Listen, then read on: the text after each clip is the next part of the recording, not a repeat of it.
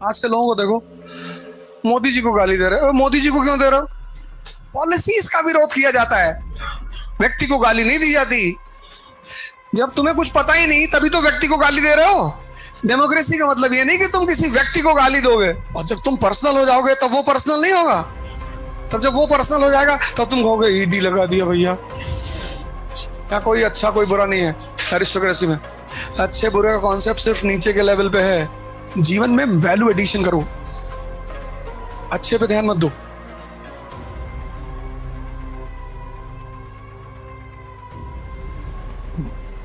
जय हिंद फ्रेंड्स।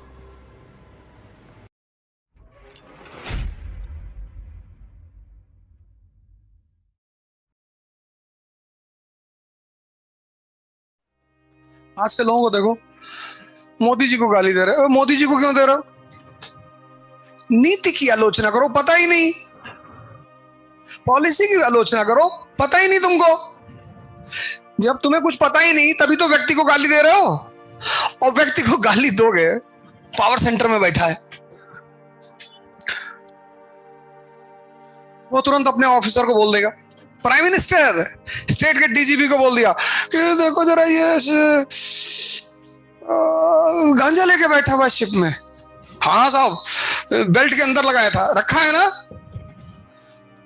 अब तुम किसी के भी बेटे हो, पकड़ लिया कमिश्नर ऑफ मुंबई। चले है साहब, दो दो दो बुढ़िया थी साहब। वो बंदा चिल्ला रहा है कि साहब बहुत नेताओं ने घूम रहे हो। पॉलिसीज का विरोध किया जाता है, व्यक्ति को गाली नहीं दी जाती।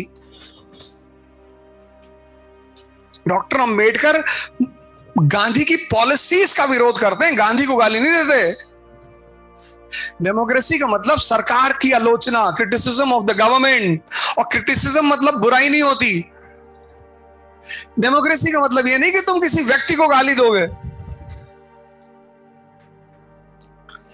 और जब तुम पर्सनल हो जाओगे तब वो पर्सनल नहीं होगा। तब जब वो पर्सनल हो जाएगा तब तुम कहोगे ईडी लगा दिया भैया।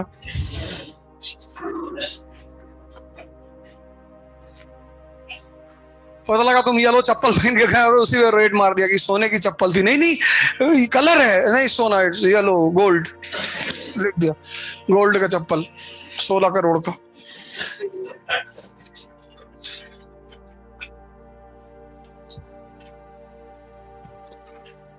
पर्सनल क्यों हो रहा है किसी से? यहाँ कोई अच्छा कोई बुरा नहीं है एरिस्टोक्रेसी में। अच्छे बुरे का कॉन्सेप्ट सिर्फ नीचे के लेवल पे है।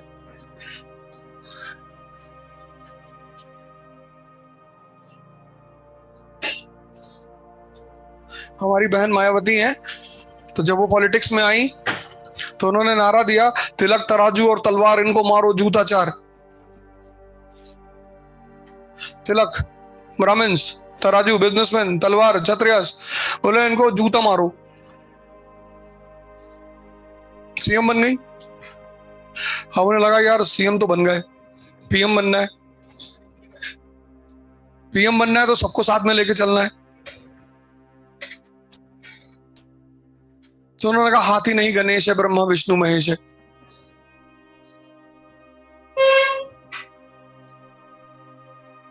उनके भाई हो गए कलराज मिश्रा जी,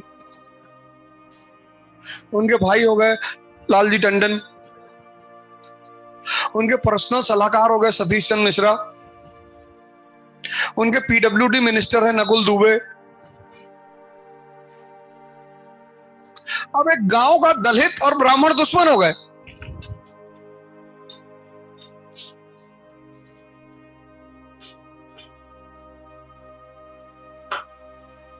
हो गए ना।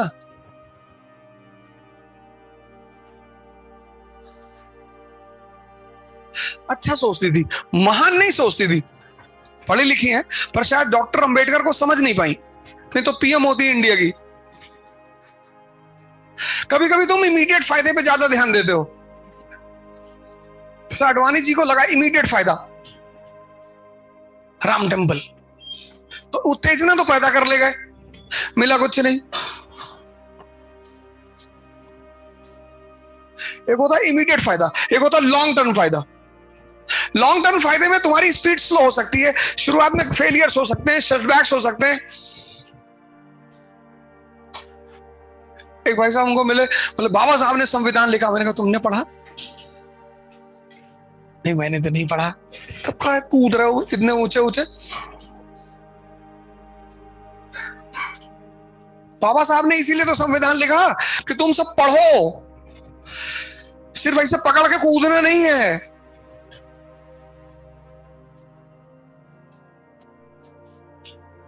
आर्टिकल 142 पता ही नहीं होगा इसमें क्लास में।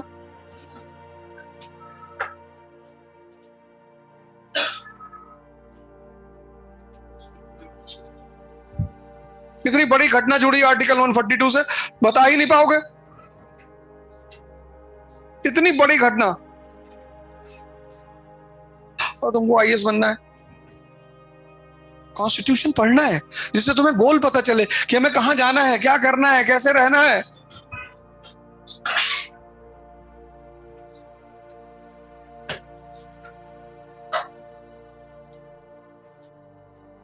डॉक्टर अंबेडकर पढ़े लिखे आदमी, पढ़े लिखे समझदार। यही पूना पैक्ट हुआ था, बोले दलितों के लिए मुझे एजुकेशन फंड चाहिए। तो कितना समझदार आदमी। किस मुस्लिम लीडर ने कभी सेंट्रल गवर्नमेंट से कहा? कहना चाहिए ना कि तुम मथुरा में भी बना दो मंदिर, तो बनारस वाला भी ले लो, और बता दो, गिना दो, एक लिस्ट बना के एक बार दे दो कहां कहां तुम्हारा मंदिर था, ले लो। उतनी ही कॉस्ट का, उतनी ही कॉस्ट का एजुकेशन सब्सिडी मुसलमानों को हर साल दो। तो ज्ञानव्यापी मस्जिद की कीमत मान लो आज 100 करोड़ है, इसे 10, 20, 50 मस्जिद बता दो, 100 बता दो, 200 बता दो, चलो 400 बता दो। 400 मस्जिद 100 करोड़ की, कितना हो गया? हाँ 40,000, 4,000। इतना, ये 4,000 करोड़ जो है ये मुस्लिम एजुकेशन फंड में दे दो हर साल। अभी देखो सब भाग जाए अपने अपने इलाके में। नहीं नहीं भैया, नहीं नहीं, ऐसे आप ही का है।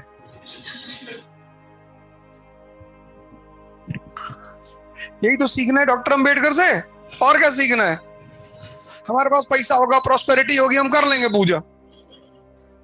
भारत में दलितों के लिए पहला संस्कृत विद्यालय किसने खोला?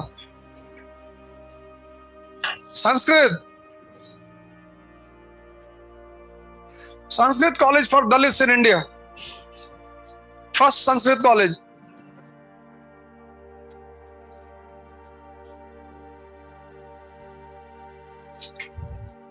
यही कर लो।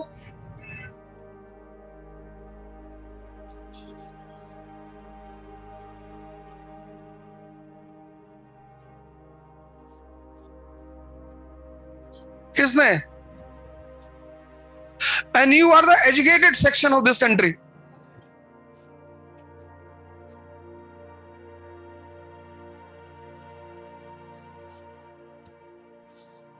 Ishwarchand Vidyasagar, and he is a Brahmin. He resigns from his government job. And he says कि Dalits will study Sanskrit and Dalits will become Hindu priests. अब ये बात अगर इस देश के हर आदमी को पता हो तो तुम उसे पोलराइज कर सकते हो?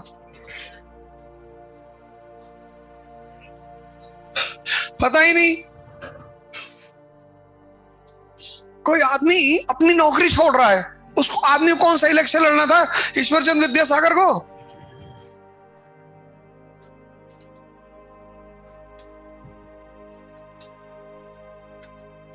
ईश्वरचंद विद्यासागर को कौन सा इलेक्शन लड़ना था?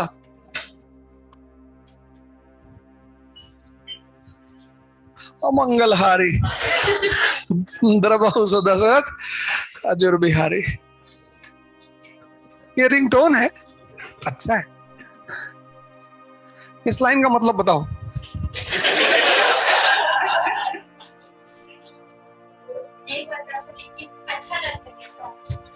यही तो खराबी है ना। कि खाने में पिज्जा कुछ देता नहीं, बस अच्छा लगता है। मैगी में कोई न्यूट्रिएंट वैल्यू नहीं है, बस अच्छी लगती है। यही तो बर्बाद है ये कंट्री। सोचो कितनी वेल एजुकेटेड लड़की है, कह रही बस अच्छा लग रहा है। आज की सोसाइटी इसी पे चल रही है, वैल्यू एडिशन नहीं करना, अच्छा लग रहा है।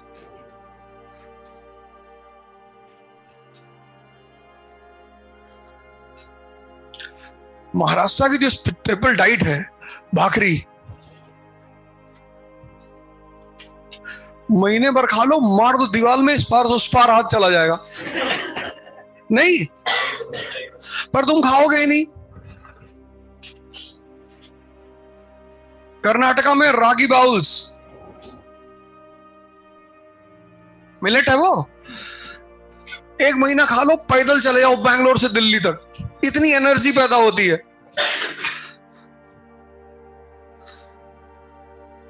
जीवन में वैल्यू एडिशन करो, अच्छे पे ध्यान मत दो।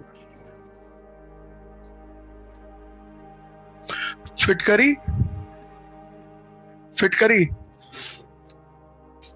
और मिस्री दोनों का कलर एक है।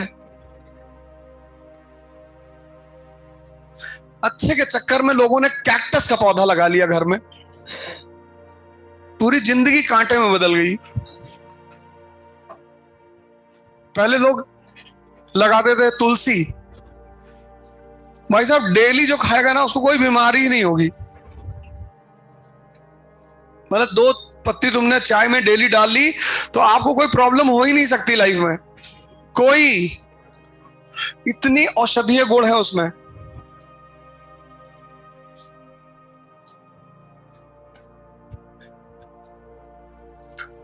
और 10 कैक्टस प्लांट लगाने से अच्छा है 5 तुलसी का पेड़ लगा लो। ये है आज की एजुकेशन पॉलिसी। उसने लाइफ में वैल्यू एडिशन को ही खत्म कर दिया। अच्छा लगना चाहिए।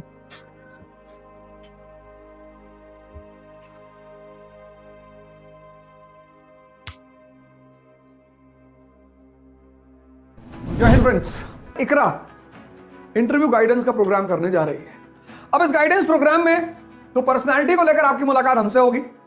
मॉक इंटरव्यूज में आपको सीनियर ऑफिसर्स मिलेंगे, रिटायर्ड ऑफिसर्स मिलेंगे, सीनियर फैकल्टीज मिलेगी और इंटरेक्शन में आपको मिलेंगे सर्विंग ऑफिसर्स। पुणे में इसकी पहली डेट है 28 दिसंबर 2022। मैं आपको पुणे में मिलूंगा 28 दिसंबर को। दिल्ली में 22 एंड 29 जनवरी, जेपी सिद्धार्थ होटल दिल्ली। फिर दूसरा सेशन होगा 12 एंड 19 फरवरी 2023, जेपी सिद्धार्थ, पपूसा रोड पे होटल है जेपी सिद्धार्थ। इसके लिए आपको एक छोटी सी फॉर्मल प्रक्रिया करनी पड़ेगी। जो भी लोग पुणे में मिलना चाहते हैं, दिल्ली में मिलना चाहते हैं, वो सारे लोग ऑनलाइन रजिस्टर करा लें और ये पूरा प्रोग्राम फ्री है। लेकिन आपको प्रोग्राम में आने से पहले रजिस्ट्रेशन कराना पड़ेगा इकरा की ऑफिशियल वेबसाइट पे। एक बार फिर से आपको congratulations, best of luck, thank you, जय हिंद।